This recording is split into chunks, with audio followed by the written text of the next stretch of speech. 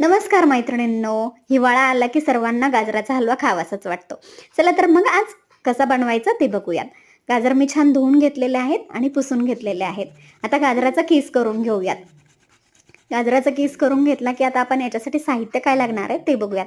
गाजराचा किस, दूध, मनुका, काजू, बदाम याचे मी छान बारीक बारीक तुकडे करून घेतलेले आहेत.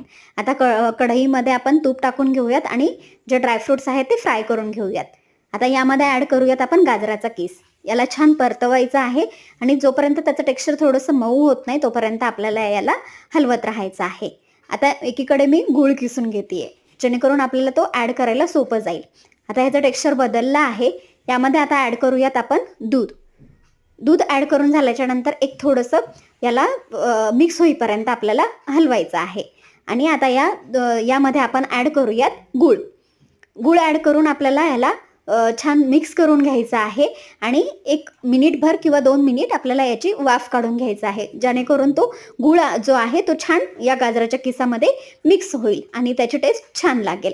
तर आता 1 मिनिटभर वाफ काढून घेतलेली आहे आणि तुम्ही बघू शकता याचा कलर तर खूप छान दिसतोय आणि खायला पण अतिशय पौष्टिक आहे, जो की लहान मुलांनाही आवडेल आणि तुमच्या घरातल्या सर्वांनाच आवडेल.